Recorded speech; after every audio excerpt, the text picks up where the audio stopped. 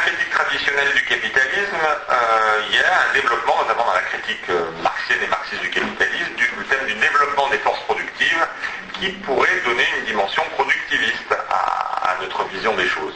Donc Marx lui-même, on pourrait le dire, apparaissait ambivalent sur cette question. Parce que Marx, d'une part, apparaît fasciné par le développement du capitalisme, qui voit naître sous ses yeux, notamment en Angleterre, au XIXe siècle, au début du XIXe siècle, et donc il est fasciné par le développement industriel et technique du capitalisme. Mais en même temps, Marx, d'où les difficultés d'ailleurs pour Marx à poser la question qui est pour nous aujourd'hui importante des limites naturelles du développement du capitalisme. Parce qu'il y avait l'idée d'une dimension illimitée de la production à cette époque-là. Et donc l'idée de limite ne va pas de soi. C'est un éco-marxiste intéressant, Ted Benton, un Britannique, qui a bien posé ces difficultés pour Marx de poser la question des limites naturelles du développement des forces productives.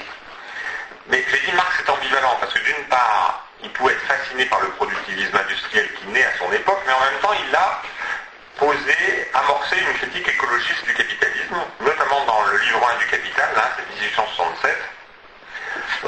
Je cite un passage de Marx qui est peu connu. Je cite: chaque progrès de l'agriculture capitaliste est un progrès non seulement dans l'art d'exploiter le travailleur, mais encore dans l'art de dépouiller le sol.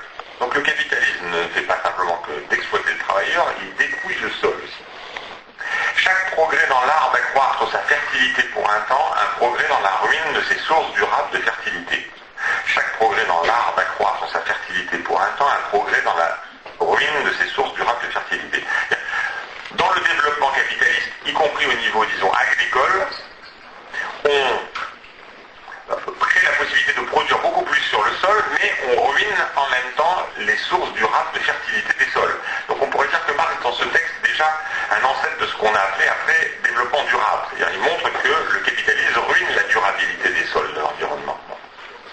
Et je continue Marx, c'est très dans le Capital, le livre 1, la production capitaliste développe donc la technique et la combinaison du processus de production sociale qu'en épuisant en même temps les deux sources d'où jaillit toute richesse, la terre et le travailleur.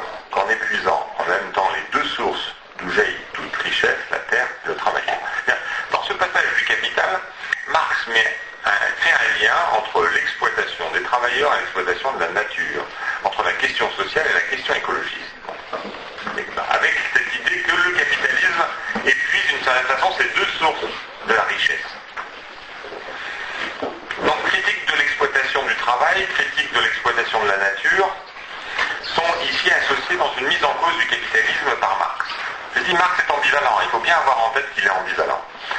Donc le productivisme qui a tant marqué les sociétés autoritaires qui se sont réclamées du socialisme, se sont plutôt inscrites dans le sillage du premier Marx, le Marx qui est fasciné par le développement industriel et technique du capitalisme. Or, notre enjeu aujourd'hui, c'est de partir du deuxième Marx, celui qui amorce une critique écologiste du capitalisme, pour proposer un antiproductivisme anticapitaliste. Alors, un antiproductivisme anticapitaliste qui ne diabolise pas pour autant les sciences et les techniques. Il faut garder en tête que Marx est un homme des Lumières du XVIIIe siècle, c'est-à-dire que la question du progrès est très importante pour lui. Or, le problème pour nous, c'est de redéfinir la question du progrès, pas forcément d'abandonner l'idée qu'il pourrait y avoir des progrès dans la société humaine, mais l'idée que nécessairement le développement scientifique et technique développe un progrès inéluctable. C'est ça notre problème. Donc c'est plutôt une redéfinition de la question du progrès, plutôt que de l'abandon, disons, réactionnaire du thème du progrès qui nous est posé. Puisqu'il me semble qu'on ne peut pas abandonner complètement les valeurs des Lumières qui sont encore des éléments importants dans notre critique sociale. Valeurs des Lumières, humanisme, raison, progrès. Donc l'idée qu'on pourrait utiliser sa raison individuelle pour mettre en cause des choses et critiquer. L'idée que l'humain est important dans la critique de l'évolution des sociétés. L'idée qu'on pourrait améliorer les choses, le progrès. Donc ces valeurs des Lumières du XVIIIe siècle ne sont pas complètement abandonnées, mais sont à redéfinir de manière plus prudente, sans impérialisme, dans ce que j'ai appelé dans un autre ouvrage des Lumières tamisées. Donc, comme un peu ce soir, on peut dire. Alors, anticapitalisme et antiproductivisme ne convergent donc pas nécessairement. Et notre problème, c'est de les faire converger. Mais ce n'est pas naturel qu'ils convergent d'une certaine façon. Le capitalisme, donc, c'est une dynamique illimitée d'accumulation du capital grâce aux profits générés par l'exploitation du travail dans le cadre d'une propriété privée des moyens de production, d'échange et de communication. C'est ça le capitalisme, un peu une définition synthétique. On a du capitalisme une dynamique limitée d'accumulation du capital grâce aux profits générés par des rapports d'exploitation du travail dans le cadre d'une propriété privée des moyens de production, d'échange et de communication. Le productivisme, c'est une logique illimitée de la production pour la production. Une logique illimitée de la production pour la production. Qui donc qui ne s'intéresse pas aux limites naturelles du monde. Donc qui est prêt à détruire les limites naturelles du monde dans cette dynamique de production pour la production. Donc on pourrait dire que les anticapitalistes ont à faire une révolution culturelle antiproductiviste et que les antiproductivistes ont à faire une révolution culturelle anticapitaliste, parce que tous les antiproductivistes ne sont pas anticapitalistes. On peut dire aujourd'hui d'ailleurs que c'est quelque chose qu'on voit aujourd'hui avec la thématique d'un capitalisme vert. Ce capitalisme vert, ce thème du capitalisme vert, il est défendu aussi bien par des gens qui viennent du mouvement écologiste, même plus radicaux, comme Danny Cohn-Bendit en France, qui aujourd'hui, les verts français et européens sont dans une logique de développement du capitalisme vert. Cette illusion que, d'une certaine façon, on aurait trouvé une solution, c'est-à-dire on aurait trouvé le truc qui permet à la fois de sortir de la crise écologique et du capitalisme, et c'est du capitalisme vert, c'est le miracle qui permet, c'est le Père Noël qui permet de sortir des deux crises, bon, en même temps. Mais c'est aussi le capitalisme vert, ce que défend aujourd'hui Barack Obama. C'est ce que défend aujourd'hui en France Nicolas Sarkozy, depuis quelques mois. D'ailleurs, je signale que c'est dans le dernier numéro de la décroissance, il y a un dossier là-dessus, c'est que les objecteurs de croissance en France organisent ce qu'on appelle les contre-Grenelles en France, parce qu'il y a eu un Grenelle de l'environnement l'an dernier, donc tout de suite les objecteurs de croissance ont organisé un contre-Grenelle, et donc le 2 mai 2009 à Lyon aura lieu un contre-Grenelle 2, et le thème c'est contre le capitalisme vert, donc, justement ce contre-Grenelle 2.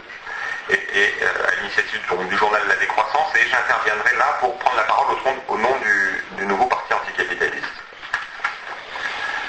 Donc si on parle d'écosocialisme, et pas simplement de socialisme, c'est que le logiciel socialiste classique qui a commencé à émerger au XIXe siècle n'est pas suffisant pour traiter ces questions. Autrement, on dirait socialisme. Donc, il nous faut un logiciel anticapitaliste élargi, qui nous permettent de traiter cette question écologiste. Et donc c'est pour ça qu'on change de mot. Autrement, il n'y a pas besoin de changer de mot. Si tout était inclus dans la vision traditionnelle qu'on avait du socialisme, il n'y aurait pas besoin d'inventer l'écosocialisme. En fait.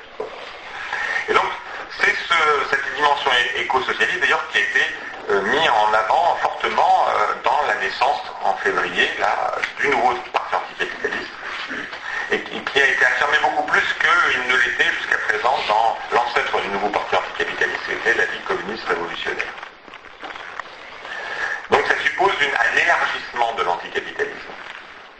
Donc premier point, c'était la question de l'élargissement de l'anticapitalisme, notamment à cette question de la contradiction capital-nature qui a été imparfaitement prise en compte jusqu'à présent par les anticapitalistes. Deuxième dimension de ce rapport entre anticapitalisme et questions écologistes, c'est la question de repenser nos niveaux d'action. C'est le rapport entre le local et le global et entre l'individuel et le collectif. Le questionnement écologiste depuis une trentaine d'années nous oblige à repenser les niveaux de l'action de l'émancipation. Donc le rapport entre le niveau local et le niveau global et aussi le rapport entre le niveau de l'action individuelle et le niveau de l'action collective. Alors, c'est dès le départ dans le logiciel écologiste, puisque le premier slogan fort de l'écologie politique, c'est penser globalement, agir localement. Bon, c'est un des slogans forts qui a marqué les débuts de l'écologie politique. Penser globalement, agir localement. Il s'enracine dans une double dimension du mouvement social et intellectuel que pose l'écologie politique. Il faut une pensée suffisamment globalisante pour intégrer les interdépendances